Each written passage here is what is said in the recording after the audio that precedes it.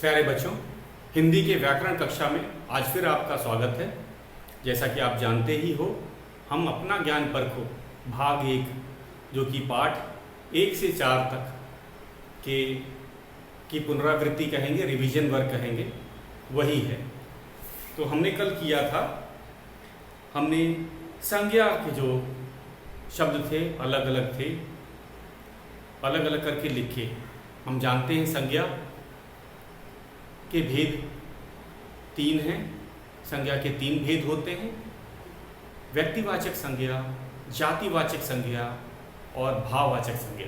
तो दिए गए शब्दों को हमने कल अलग अलग करके लिखा था, उसको हम लोग एक बार फिर से दोहरा लेते हैं। हमें दिया गया था ऊंचाई, भारत, गंगा, पक्षी, गाय, माला, कलम, ताजमहल, सच्चाई, बचपन, आगरा, ईमानदारी। तो ये शब्दों को मिला के दिया था। हमने इसको छांट के अलग अलग करके लिखा है। क्या कौन कौन से हैं? व्यक्तिवाचक संज्ञा के अंदर हमने भारत, आगरा, गंगा और ताजमहल को रखा। तो ये व्यक्तिवाचक संज्ञा के ये उदाहरण है। क्यों? क्योंकि इनसे हमें किसी खास व्यक्ति, वस्तु या स्थान का पता चलता है। जातिवाचक ये पूरी जाति के लिए प्रयोग की जाते हैं। जैसे गाय, इसमें कौन कौन शब्द हैं एक बार मैं फिर से बोल देता हूँ। गाय, पक्षी, माला, कलम, यह पूरी जाति के लिए इनका प्रयोग किया जाता है। गाय, पक्षी, माला, कलम, तो इसीलिए ये जातिवाचक संज्ञा कहलाते हैं। उसी तरह तीसरा जो है संज्ञा का भेद है भाववाचक। इसमें हमें किसी वस्तु, व्यक्ति के गुण, दोष, अवस्था या भाव का पता चलता है। ये चारों चीज़ बचे। जब भाववाचक हम बोलते हैं तो इसमें केवल भाव के अलावा गुण, दोष, अवस्था जैसे क्या हुआ, बचपना, जवानी, बुढ़ापा, ये सब अवस्थाएं होती। गुण, दोष, लंबा, छोटा, मोटा, पतला, और भाव में आता है ईमानदारी, खुशी, संतुष्टि, और क्या आएगा, सच्चाई, ईमानदारी, इन सब चीज़ों भावनाएं जो मन में उमड़ती हैं। तो छठा प्रश्न ये भी हमने किया था, 7वां हमें आज करना है। तो एक बार छठा भी मैं आपको बता देता हूँ। रंगीन शब्दों के लिंग बदलकर वाक्य दोबारा लिखो। तो इन शब्दों में हमने क्या सीखा कि जब हम लिंग बदलते हैं तो क्रिया में भी लिंग के अनुसार बदलाव आता है। इसीलिए हमने वाक्य को दोबारा लिखा है, क्योंकि केवल लिंग बदल देने से ही वाक्य सही नहीं हो जाएगा। हमें क्रिया के अनुसार उसमें परिवर्तन करना पड़ेगा। जैसे बकरी घास चर रही है। बकरी स्त्रीलिंग शब्द है, हमें बकरी का लिंग बदलना है तो हमने बकरा लिखा। तो घास चर रहा है, तो क्रिया में बदलाव आ गया। उसी तरह धोबी कपड़े धो रहा है। अब धोबी का हमें लिंग बदलना है। धोबी का लिंग बदलेंगे तो धोबिन हो जाएगा, लेकिन क्रिया भी बदलनी पड़ेगी। तो लिखेंगे धोबिन कपड़े धो रही है। रहा है धोबी के लिए और धोबिन के लिए रही है। अब हम अपने तीसरे वाक्य पे चलते हैं। राजा ने भिखारी को धन दिया। तो यहाँ पे हम देखेंगे कि यहाँ तो बदलाव, क्रिया में बदलाव नहीं आ रहा। राजा का हमने लिंग बदल दिया, राजा का हमने लिंग बदल के रानी कर दिया। तो रानी ने भिखारी को धन दिया, यहाँ पे कोई बदलाव नहीं है। तो कभी खास शब्दों में, खास क्रिया में ज़्यादा बदलाव नहीं देखने को मिलता है। किसमें? क्रिया में। लिंग तो हम बदल ही रहे हैं। मोरनी नाच रही है। मोरनी का लिंग बदलना है, तो मोरनी का लिंग बदलेंगे तो मोर हो जाएगा। और जब मोर लिखेंगे तो नाच रहा है लिखेंगे। मोर नाच रहा है, मोरनी नाच रही है, तो वही क्रिया में बदलाव। बहुत ही आसान। लड़का पत्र लिख रहा है। लड़का का लिंग बदलना है, रंगीन शब्द है। तो लड़की पत्र लिख रही है, तो रहा है रही है में बदल जाएगा क्रिया के मामले में। जोड़े मिलाओ, ये आज का हमारा प्रश्न है 7वां।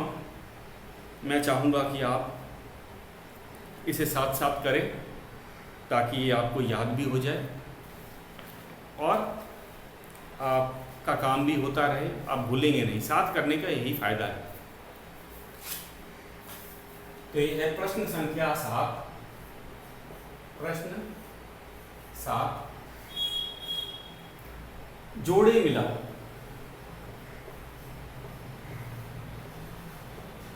जोड़े मिलाओ।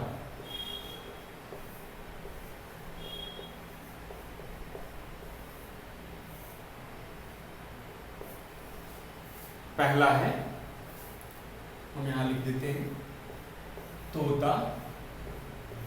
दूसरा शब्द है नाली। तीसरा शब्द दिया है वस्तु।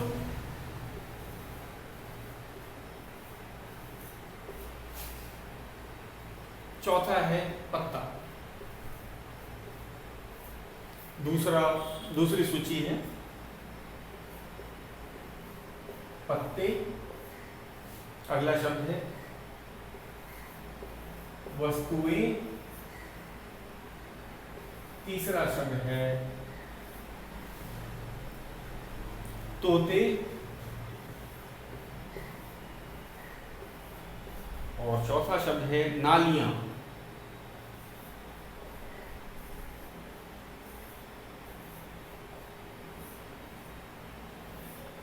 तो बच्चों, देखते ही पता चल गया कि जोड़े हम किसके मिला रहे हैं। एक वचन का बहुवचन से हमें जोड़े मिलाने। तो यहाँ पे सारे एक वचन दिए हुए हैं हमें। पहली सूची जो दे रखी है वो एक वचन की है। दूसरी जो सूची है वो बहुवचन की। हमें एक वचन को सही बहुवचन से मिलाना है, ये जोड़े का मिलान करना है। तो शुरू करते हैं। पहला बहुत ही सरल है, तोता एक वचन होता है और तोते बहुवचन। उसी तरह नाली एक वचन है, इसका मिलान हम नालियों से करेंगे। आपको स्केल का प्रयोग करना है। मिलान करते समय आपको स्केल का प्रयोग करना है। वस्तु, वस्तु में पत्ता, पत्ते। पत्ता क्या है? पत्ते। तो हमें ये जो 7वां प्रश्न है बहुत ही आसान है। इसमें हमको एक वचन से बहुवचन बना करके लिखना है। एक वचन का बहुवचन के साथ मिलान करना है।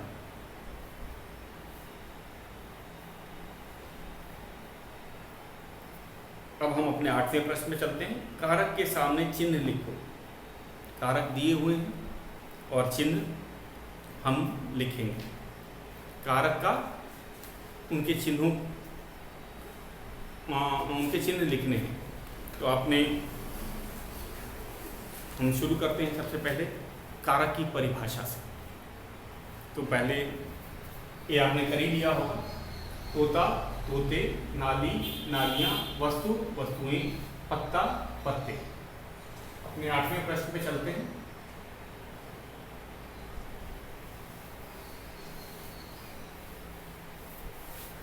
हमारा 8वां प्रश्न है,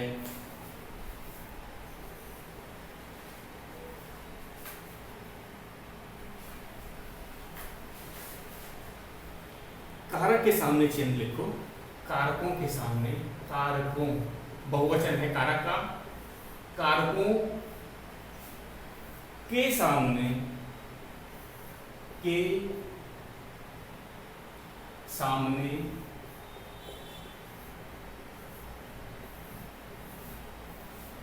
चिन्ह लिखो।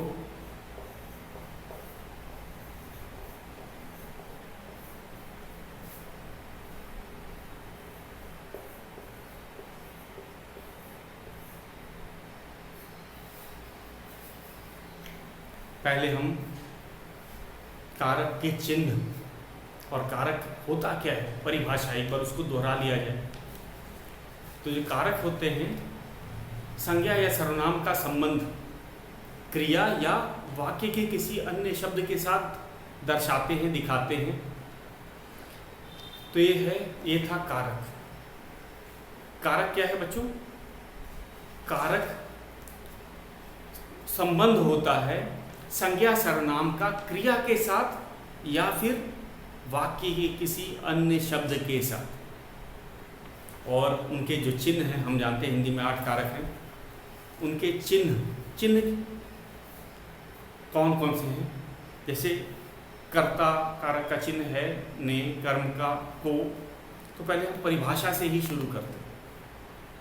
आपने इसको परिभाषा लिख रखी है, पहले हम परिभाषा पढ़ते हैं, फिर हम कारक के चिन्ह दोहरा लेते हैं, फिर लिखेंगे ताकि ये हमें आसान हो जाए। तो संज्ञा या सर्वनाम का वह रूप, संज्ञा या सर्वनाम का वह रूप जिससे वाक्य के अन्य शब्द के साथ उसका संबंध का बोध हो, कारक कहलाता है। वो क्रिया भी हो सकती है या वाक्य का कोई अन्य शब्द भी होता है। संज्ञा या सर्वनाम का वह रूप जो वाक्य के किसी अन्य शब्द के साथ उसका संबंध दर्शाता है, दिखाता है, कारक कहलाता है। तो हिंदी में 8 कारक हैं। मैं एक बार इसको बता देता हूँ ताकि आपको याद हो जाए, आपने पढ़ा ही है। कर्ता कारक का चिन्ह होता है ने, कर्म का को, करण कारक का होता है से के द्वारा, संप्रदान कारक का के लिए, अपादान से। यहाँ पे से देख रहे हो 2 जगह आ रहा है, करण कारक में भी से आ रहा है और अपादान में भी। तो इन दोनों में अंतर क्या है, हमें कैसे पता चलेगा कि ये जो से अपादान वाला है वो करण कारक के से कैसे अलग है? जो करण कारक का से है उसका अर्थ होता है के द्वारा। जैसे हम बस से दिल्ली गए, बस से गए, तो यहाँ पे से के द्वारा। हम नेत्रों से देखते हैं, हम नेत्रों से देखते हैं, नेत्रों के द्वारा देखा जाता है। तो यहाँ पे से करण कारक का के द्वारा के लिए प्रयोग होता है। और अपादान में अलग होने के लिए, पृथक होने के लिए या अलग होने के लिए। जैसे पेड़ से फल गिरता है, पेड़ से, यहाँ पे से का अर्थ है टूटकर अलग होना, पृथक होना। तो ये हमें याद करना है, जरूरी है। तो कर्ण में से के द्वारा, संप्रदान के लिए, अपादान से, यहाँ पे से अलग होने के लिए आता है, और कर्ण में से की के द्वारा के लिए आता है। संबोधन अरे संबंध का की के, संबंध दर्शाता है संज्ञा या सर्वनाम का किसी शब्द के साथ, तो वो है का की के, ये संबंध कारक कहलाते हैं। अधिकरण में में और पर होता है, और संबोधन में हे और अरे। तो ये था हमारे हिंदी के 8 कारक। अब हम अपने प्रश्नों की तरफ बढ़ते हैं। हमें कारक चिन्ह लिखने हैं। अब ये चिन्ह कहा जाता है। कुछ बच्चे कहेंगे कि ये तो शब्द है, चिन्ह का अर्थ तो उनको निशान लगता है। तो यहाँ ये बात नहीं है। यहाँ पे जब हम कारक कहते हैं तो ये सब कारक के चिन्ह कहलाएंगे। कौन? ने, को, से, के द्वारा, के लिए, से, का, की, के, में, पर, हे, अरे, ये चिन्ह कहलाएंगे, शब्द नहीं। ये कारक के चिन्ह हैं। तो हमें कारक के चिन्ह कौन कौन से लिखना है? पहले कर्म कारक का लिखना है और फिर करण कारक का। तो कारक के चिन्ह हमें आपने याद किए होंगे, उसको उसकी पुनरावृत्ति हो जाएगी। ये है प्रश्न है 8वां। हमें कर्म कारक का चिन्ह लिखना है। कर्म कारक कौन कौन से चिन्ह हैं कर्म कारक के? आपको पता ही है। को, कर्ता ने, कर्म को, कर्ण से के द्वारा। तो कर्म कारक का ये आपको लिखना है, तो पहले दिया हुआ है। दूसरा है हमारा करण, यहाँ लिखते हैं करण कारक। करण कारक, यहां से के द्वारा, यहां से के द्वारा, तो इसका इस से का अर्थ जो है, मैं फिर से बता देता हूं, बच्चों की सबसे ज्यादा गलती करण कारक के से और अधिकरण अपादान कारक के से होती है। ये दोनों देखने में कारक चिन्ह एक जैसे हैं, वर्तनी भी एक जैसी ही है, तो गलती किसमें होती है? यहाँ से का अर्थ है के द्वारा, हम नेत्रों से देखते हैं, तो यहाँ पे किसका पता चलता है? नेत्रों के द्वारा देखते हैं। पेड़ से फल गिरता है, यहाँ तो से का अर्थ है अलग होना, टूट का, तो वो पृथक होना के लिए आएगा, वो अपादान कारक का है। ठीक है, अगला हम लोग चलते हैं, हमारा तीसरा है संबंध कारक। संबंध दर्शाता है, वाक्य में संबंध कारक।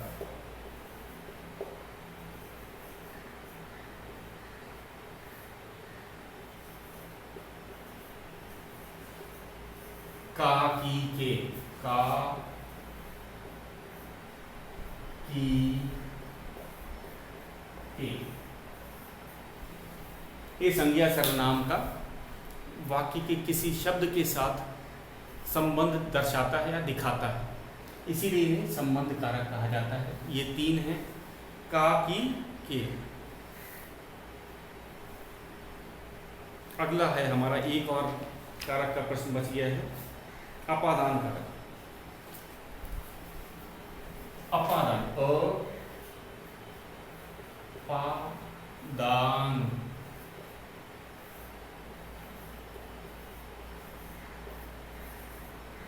यहां भी से इसका अर्थ है अलग होना,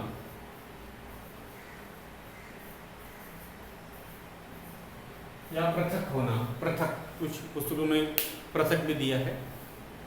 अब हमने देख लिए कारक चिन्ह।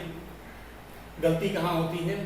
करण कारक के से और अपादान कारक के से। आपस में बच्चे इनमें बहुत ज़्यादा गलती करते हैं, क्योंकि देखने में वर्तनी एक जैसी है। तो यहाँ क्या से का अर्थ होता है? के द्वारा।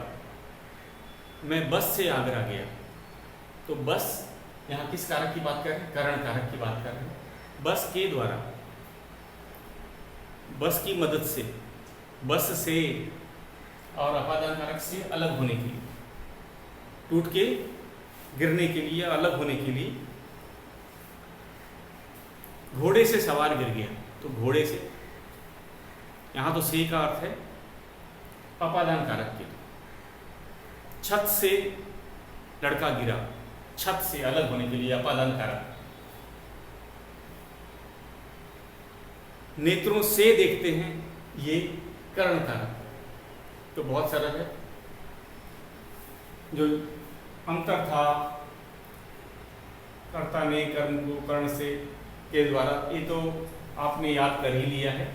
यही सबसे ज्यादा गलती करण कारक और अपादान कारक में होती है, वो भी से की गलती है। ये आपने समझ लिया। करण कारक के से का अर्थ होता है के द्वारा, के द्वारा, और जब अपादान कारक का जो से होता है अलग होने के लिए प्रयोग किया जाता है। लड़का छत से गिरा, छत से अलग हुआ। पेड़ से फल गिरता है, पेड़ से टूट के अलग हुआ। घोड़े से सवार गिरा, घोड़े से फिसल करके सवार अलग हुआ, गिरना। तो से का अर्थ होता है अलग होना। और कर्ण कारक के से का अर्थ होता है की मदद से, के द्वारा। हम नेत्रों से देखते हैं, कलम से लिखते हैं। ये मेरे ख्याल से आपको ये अच्छी तरह से समझ आ गया है।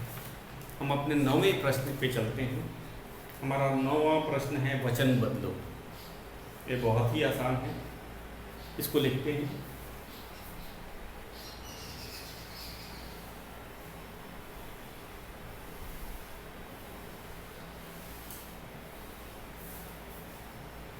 प्रश्न है 9,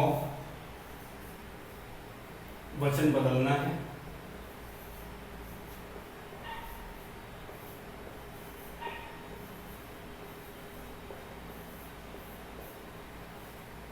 पहला है, मैं लिख जाता हूं, राखी।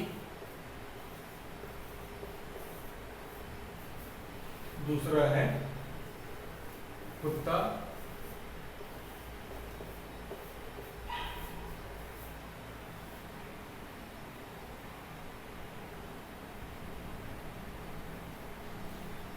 तो राखी, राखियां, राखियां।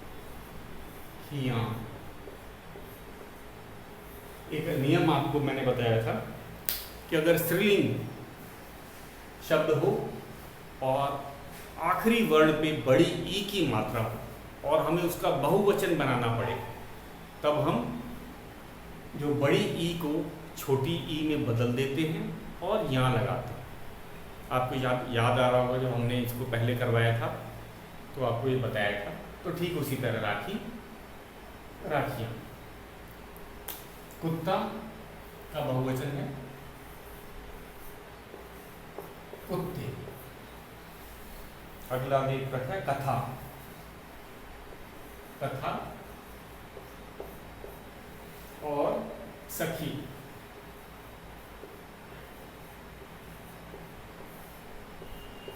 कथा, कथाएं,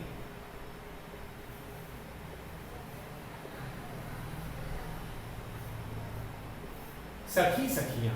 इसमें भी वही नियम है, अगर शब्द स्त्रीलिंग है, आखिरी में आखिरी वर्ण पे बड़ी ई की मात्रा है, तो हम क्या करेंगे, जो बड़ी ई की मात्रा है आखिरी वर्ण का, उसको छोटी ई में बदल देंगे और यां लगा देंगे। तो सखी, सखियां।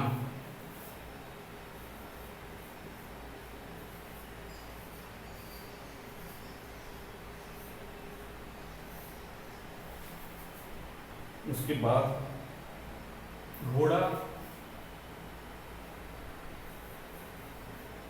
घोड़ा। और एक और शब्द है चिड़िया, चिड़िया।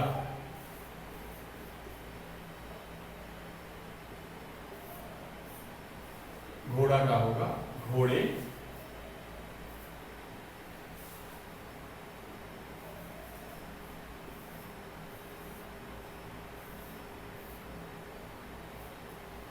चिड़िया का चिड़िया।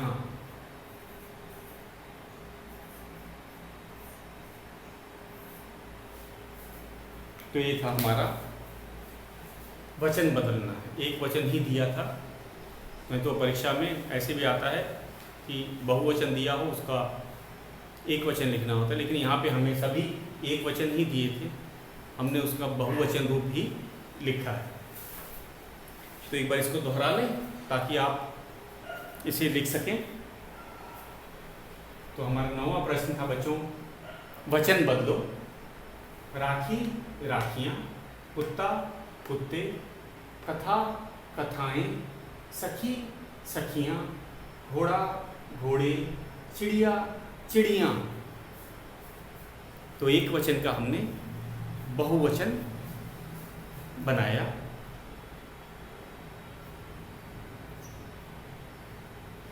एक और प्रश्न इसमें बच गया अपना ज्ञान परखों में, हमें लिंग बदलना है, लिंग बदल करके लिखना है।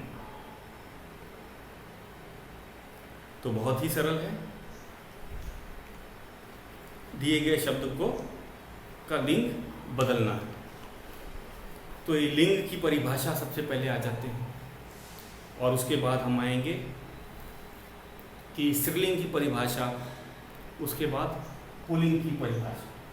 और अब हमने वचन को भी हमने आपको परिभाषा एक एक बार आपको बताना चाहिए था।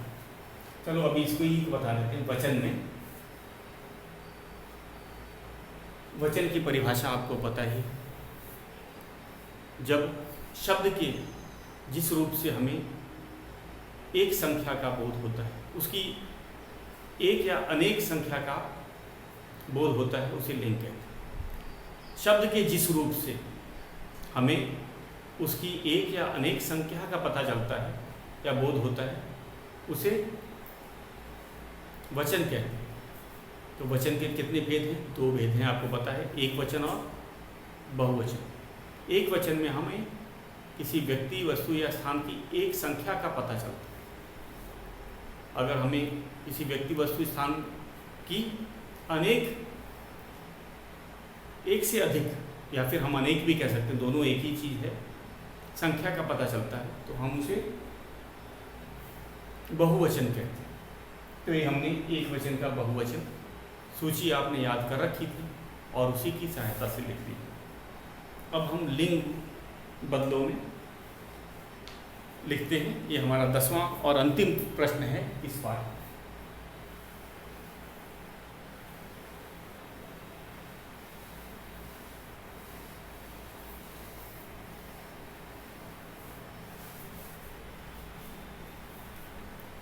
ये है हमारा 10वां प्रश्न और अंतिम प्रश्न है, लिंग बदलो। शब्द कौन कौन से हैं वो भी लिख देते हैं। पंडित,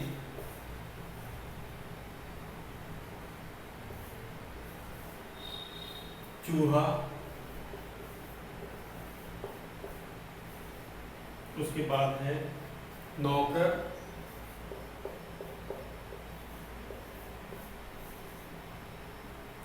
नर्तक,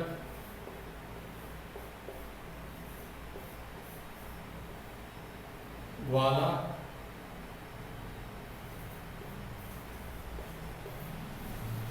और पुजारी।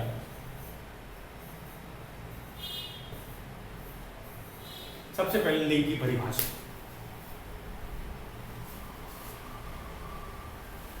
तो सबसे पहले हम चलते हैं, एक बार हम पुनरावृत्ति कर रहे हैं, दोहरा लेते हैं।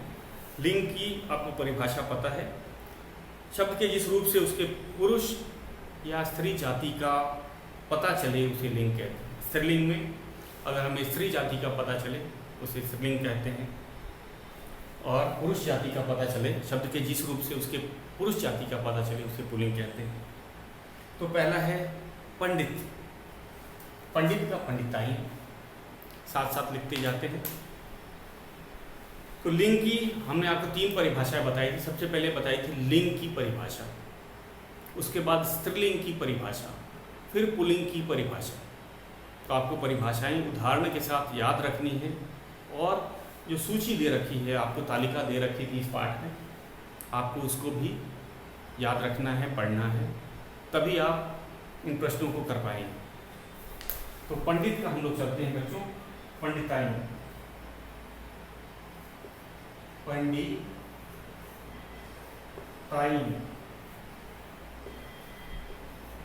चूहा का चूहिया,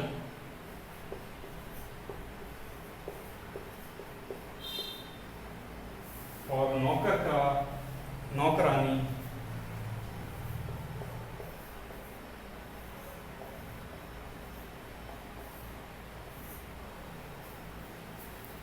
और नर्तक का नर्तकी।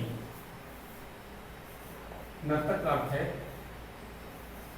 पुल्लिंग शब्द है, नाचने वाला, और इसका स्त्रीलिंग है नर्तकी। उसी तरह ग्वाला का ग्वालिन, ग्वालिन, और पुजारी का पुजारी।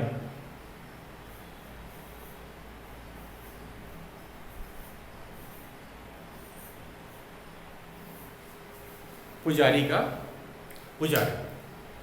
तो हम परीक्षा में इस तरह से भी आ जाता है, अगर लिंग बदलो के लिए कहा है तो हो सकता है कि हमें स्त्रीलिंग पहले दे दें, हमें उसका पुल्लिंग बनाना हो, या फिर जैसे इसमें पुल्लिंग दिया हुआ है, हमने स्त्रीलिंग रूप बना के लिखा है। एक बार इसको पढ़ लेते हैं। पंडित का पंडिताई, चूहा का चूहिया, नौकर का नौकरानी, नर्तक का नर्तकी, ग्वाला ग्वालिन, पुजारी पुजारी। तो ये था हमारा लिंग बदलो। इसी के साथ हमने अपना ज्ञान परखो भाग 1, जो कि पाठ 1 से 4 तक पे था, आधारित था, वो हमने कर लिया। अब बच्चों हम अपने 5वें पाठ की तरफ बढ़ेंगे जो है सर्वनाम। इसको हम कल करेंगे। आज के लिए इतना ही।